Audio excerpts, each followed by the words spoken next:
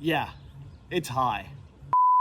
Now, before we can move on to the next part of the Mazda Benz project, which is mounting the intercooler and radiator, we need to have the engine in the car.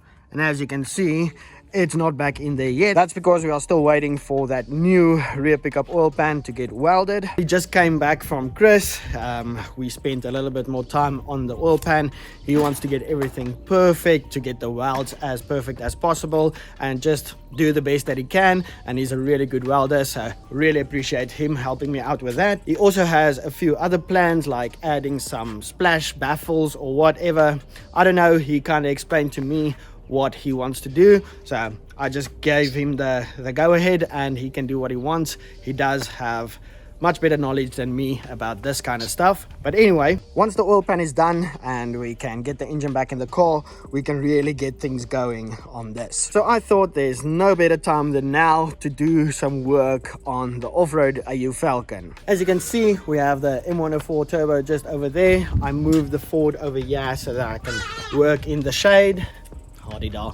Anyway, I have 3 things to do on the AU Falcon. Number 1 being figuring out why the hell it doesn't want to start. This used to be my most reliable car and it would start up each and every time, but now lately it's just dead. Won't be that big of a problem, but I want to get started looking into that. And then number 2 is I want to try and find a way that we can shift the gearbox. So because I'm running the engine of power mode standalone ECU, there's nothing controlling the gearbox, so we are stuck in like 2nd gear, or is it 3rd?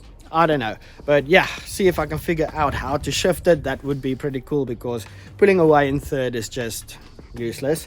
And then number 3, the big thing is I already went ahead and got the rear of the Ford lifted up. So a while ago I built a custom lift kit for the rear of the Ford and worked out pretty good. You can check that video out over here. And today is finally time to get started on the front lift kit. As you can see, I already got started. I just wanted to get a plan of action in the works, figure out how I'm going to do this. So I will say that these suspension setups on the Ford are much easier than on the W203, so I already removed both shocks and I do have a plan. So let's step over to the workshop and I'll show you what I have in mind.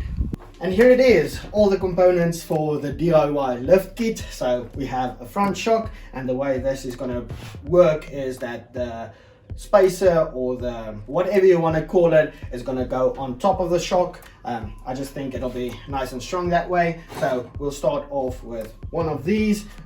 Yeah, it's not very precise, but I don't have a hole saw this big, so I had to make a plan with everything. But this will just go on over there, and then we'll have a 70mm lift at the end of the day. So 70mm, that's about what, 3 inches maybe. And then we'll have another plate that goes on top. So just to show you over here, let's just do this, something like that. And then I just add these little angle iron pieces to the sides, just to make it as strong as I possibly can, because I think that engine is pretty heavy. And yeah, maybe if we want to jump the car, it should be able to withstand that. But then we'll end up with something like this. Not the prettiest, but I think it'll work. So let's get this one put together, all welded up, and then throw that in the car. And yeah, pretty excited to see how high the car is going to be.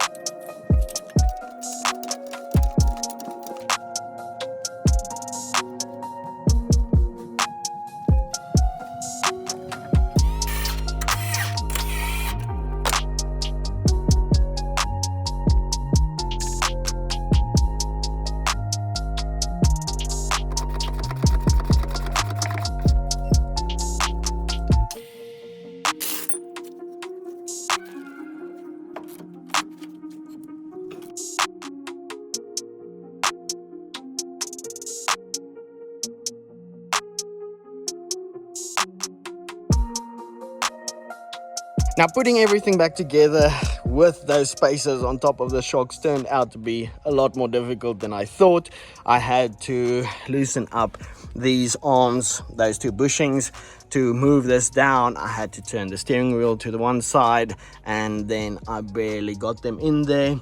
I think if I added like 1 more centimeter or 10 more millimeters, I would not have gotten them in there. So yeah, right on the edge. But now for the moment of truth, will this work? So let's get the wheels thrown back onto the car, and then I'll push it back a bit so that we can see how high it is.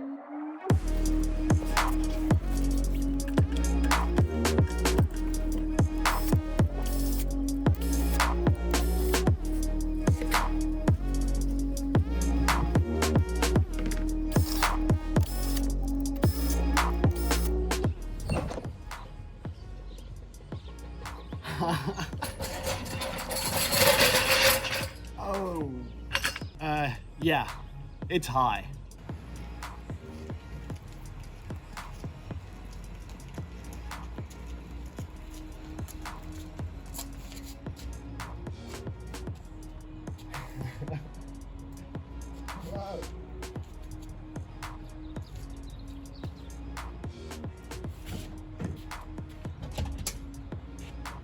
Would you just look at this freaking thing? Holy smokes, it lifted it up so high. I'm very happy that it's actually very level now. I can't really remember how much I lifted it at the back, but yeah, seems a bit high in the front, but the car does seem level, so that's pretty cool. But damn, this thing is a beast now. I'm really sad that I cut these fenders a while ago. I should have just done this instead. So that looks kind of wonky. I don't know if I can make a plan with that. Maybe get some of those plastic covers, cover it up. But yeah, very happy I got that done, and happy with how big it's turning out. If I could, I would buy some new tires, but off-road tires are super expensive. And this is basically just a toy to mess around with. And yeah, so during all of that, I kind of decided that I'm gonna make a part 2 of this video. I think because I ran out of time again. A week is only that long. I do post videos every week, or I really do try. So make sure you are subscribed, hit that bell notification, and YouTube will notify you once I upload a video. But yeah, like I said, in part 2 we're gonna start with the wiring. Back when I did the wiring, I really didn't do a very good job. So I wanna, I think, completely redo the wiring, do it like it should be, and then we shouldn't have any problems. And then once we get the car back up and running again, I can get into the gearbox. And yeah, I don't know, I'll spend this weekend browsing the internet for some answers on how to shift that thing. It has a bunch of solenoids, and I do know where the wires are, do have a wiring diagram and everything like that, so we can get started on that. But yeah, anyway, we got something at least done for this week. Fabricating stuff really does take a lot of time, but damn, I enjoy it, and it all pays off at the end of the day. If you watch up until this point of the video, please remember to hit that like button, and then I'll see you in the next one.